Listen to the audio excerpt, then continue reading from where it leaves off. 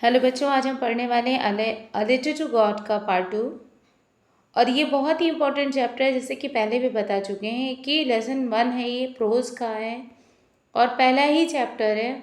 और चैप्टर बहुत बहुत इम्पॉर्टेंट है आपके बोर्ड एग्ज़ाम के पॉइंट ऑफ व्यू से, बिकॉज़ हम जो है इस चैप्टर को अगर आप देखोगे अनसॉल्व पेपर में या किसी क्वेश्चन बैंक में आप देखेंगे तो इस चैप्टर से मोस्ट ऑफ द क्वेश्चंस पूछे गए हैं। तो चलिए चैप्टर को स्टार्ट करते हैं। उसके पहले थोड़ा सा हम जान लें कि अभी तक की स्टोरी में क्या चीज़ें हो चुकी हैं। तो सबसे पहले जानते हैं कि इस चैप्टर का जो मेन कैरेक्टर है वो है लैंचो। और लैंचो एक किसान है, एक फार्मर है और वो खेती करके ही अपने जीवन यापन करता, अपनी फैमिली को वो पाल रहा है। उसके बच्चे हैं छोटे छोटे और उसकी वाइफ है। और पूरी जो एक घाटी है, पहाड़ी एक छोटी सी है, वहाँ पर उसका घर है, एक अकेला मकान है पूरी उस घाटी में। और इसीलिए उसके आसपास में कोई भी ऐसा पड़ोसी नहीं है जो उसकी कभी परेशानी में मदद कर पाए, वो क्योंकि वो एक अकेली फैमिली वहाँ पर रह रही है, लैंचो की ही फैमिली। उसकी फसल एकदम खड़ी होकर तैयार है और उसको हल्की सी ही बौछार की ज़रूरत है, हल्के पानी की ज़रूरत है। और इसी उम्मीद में वो आसमान की तरफ देख रहा है और कहता है कि गॉड, थोड़ी सी बारिश अगर हो जाए तो मेरी फसल इतनी अच्छी तैयार है ये, तो और अच्छी फसल मेरी ये तैयार हो जाएगी और मैं इसको क्रॉप ये जो मेरी है इसकी फसल को मैं काट लूँगा और मेरी इस तरह से मेरी फैमिली अच्छे से पूरे साल रहेगी। और इसी उम्मीद से वो आसमान की तरफ देखता है और अचानक से फिर जैसा वो सोच रहा था बिल्कुल वैसे ही होता है, बारिश स्टार्ट हो जाती है। लेकिन ये क्या, जब वो देख ही रहा होता, खुश हो रहा होता है, धीरे धीरे बारिश अपना रूप बदल देती है, हवा भी तेज़ चलने लगती है, बारिश तेज़ हो जाती है और ओले गिरने लगते हैं। और ओले लगातार इतने अधिक संख्या में गिरते हैं कि पूरी वो जो हिल है, जो पूरा वो जो घाटी है, वहाँ पे केवल वाइट, उसकी केवल ओले ओले ही नज़र आते हैं, जिसकी वजह से ऐसा लगता है कि किसी ने जैसे नमक फैला दिया हो, इतना वाइट हो जाता है। पूरी फसल उसकी दब जाती है, ख़राब हो जाती है और वो बहुत परेशान हो जाता है, उसकी फैमिली भी बहुत परेशान हो जाती है। और उसके बाद वो भगवान में उसका बहुत अधिक विश्वास था, बहुत भगवान पर भरोसा था उसको। तो वो कहता है कि परेशान होने की ज़रूरत नहीं है, कोई भी कभी आज तक भूखा नहीं मरा है और हमारे साथ भी ऐसा कुछ नहीं होने वाला है। और वो फिर एक चिट्ठी लिखता है भगवान के नाम की, और उस चिट्ठी का जो पता होता है वहाँ भी वो केवल यही लिखता है, टू गॉड, यानी कि पता भी किसका है, केवल भगवान लिखता है। और वो जा करके शहर जाता है और उस चिट्ठी को पोस्ट ऑफिस में डाल करके आता है, डाकखाने में।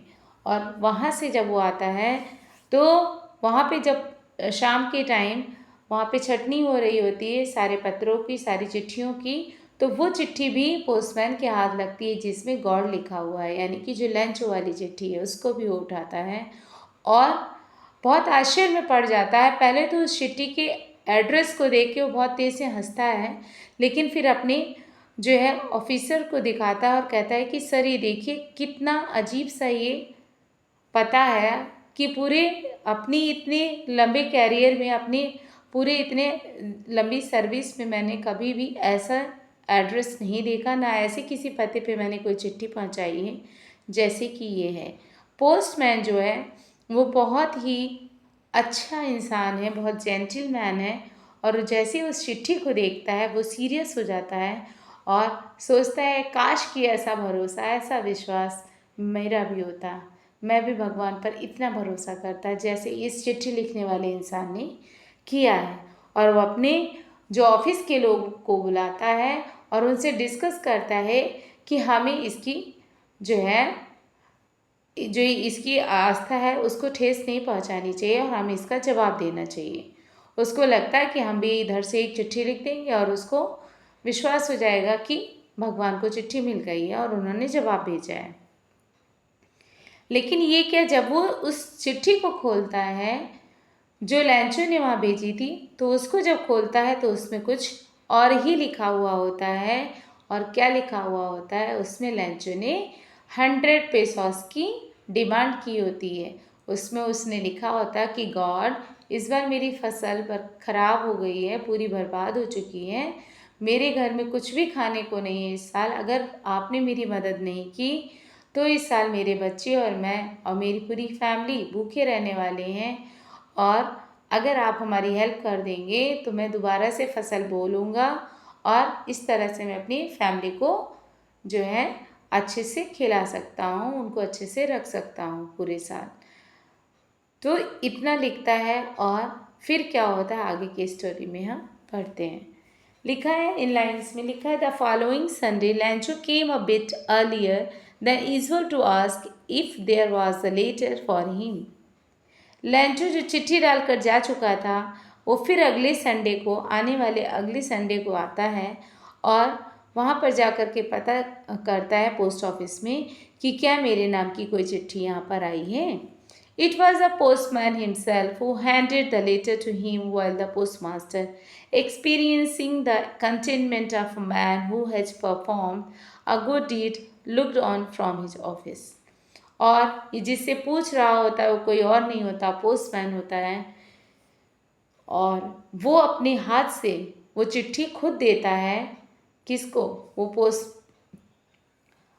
पोस्टमास्टर जो है वो, पोस्टमैन उसको चिट्ठी देता है और जो पोस्टमास्टर है वहाँ का, वो वहाँ दूर खड़ा होकर के लैंचो को बहुत ध्यान से नोटिस कर रहा होता है कि जो हमने इसकी मदद की है, जो पैसे हमने इसको भेजे हैं, उस पैसे को पाने के बाद ये आदमी कैसा रिएक्ट करेगा, कैसा इसका बिहेव होगा, कैसा ये दिखाएगा, कैसा नज़र आएगा।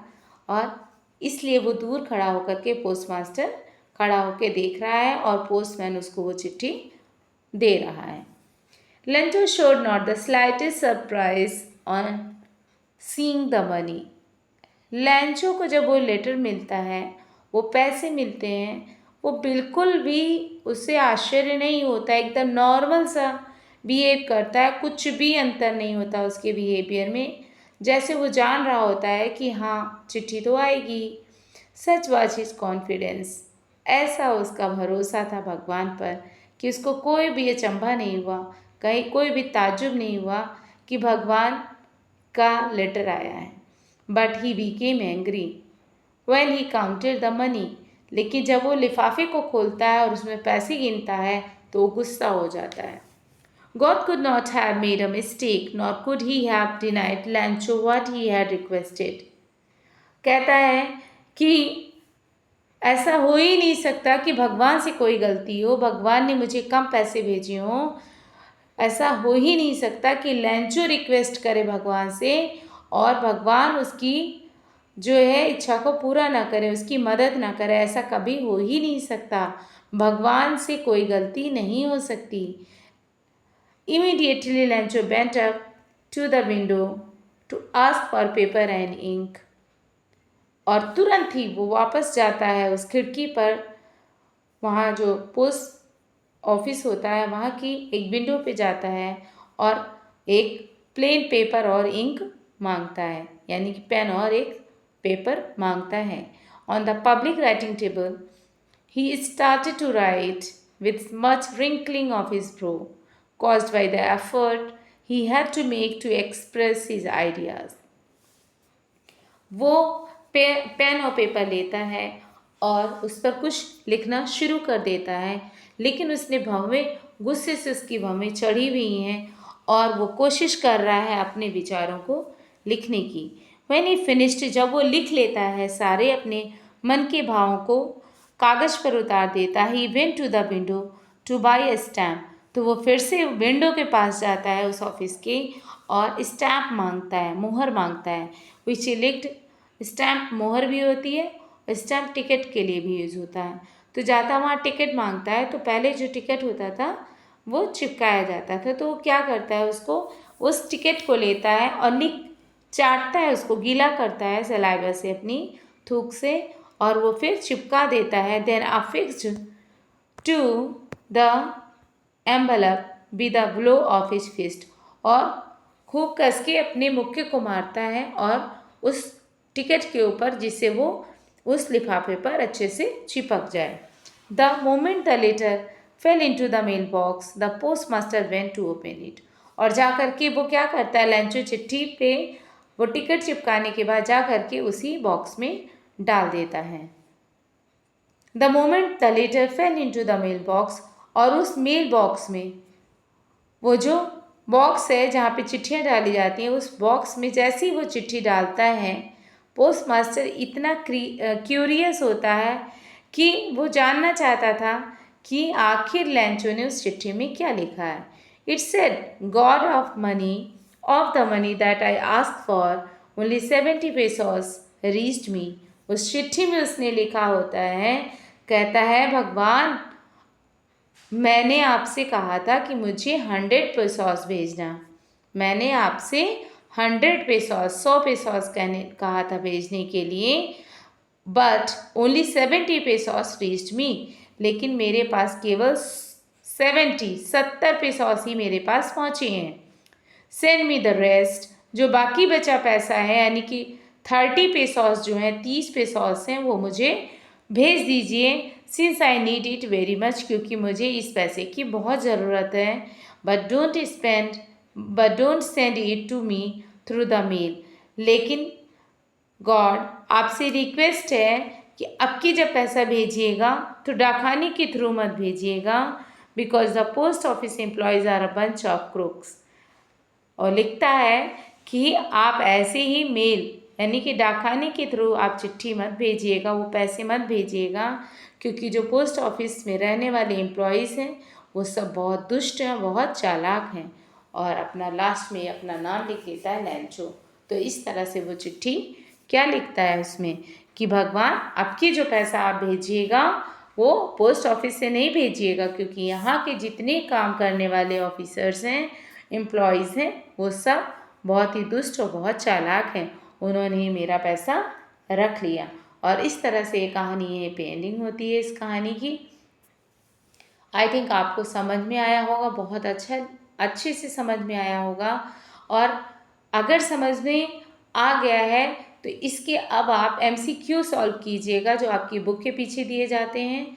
जो हमारी यूपी बोर्ड की राजीव प्रकाशन की बुक चलती है, उसमें पीछे क्वेश्चंस भी दिए जाते हैं, तो उन क्वेश्चंस के क्वेश्चंस को सॉल्व कीजिएगा, आंसर्स को मैच कीजिएगा, और इस तरह से तब आपको समझ में आएगा कि आपने चैप्टर जब इतने ध्यान से पढ़ लिया तो आपको क्वेश्चन सॉल्व करने में बिल्कुल भी प्रॉब्लम नहीं हुई।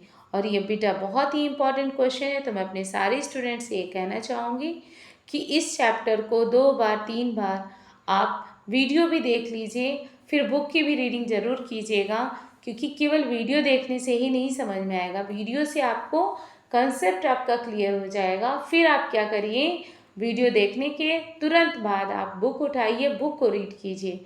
फिर आपको ये समझ लीजिए कि जो बच्चा ये कहता है कि वो याद करता है भूल जाता है, ऐसी प्रॉब्लम उसकी ख़त्म हो जाएगी। तो आप इसके बाद चैप्टर को वीडियो देखने के बाद एक बार बुक से रीड कर लीजिएगा, फिर आप क्वेश्चन आंसर कीजिएगा। और जो बच्चे क्वेश्चन आंसर राइटिंग करना चाहते हैं, वो पीछे जो लास्ट में क्वेश्चंस दिए रहते हैं उनको सॉल्व करके खुद से देखें, इससे उन्हें लिखना भी आ जाएगा। तो अगर आपको ये चैप्टर अच्छे से समझ में आया हो तो चैनल को सब्सक्राइब कीजिएगा, लाइक कीजिएगा, वीडियो को लाइक कीजिएगा और चैनल को सब्सक्राइब कीजिएगा और कमेंट कीजिएगा और अपने दोस्तों के साथ भी शेयर कीजिएगा।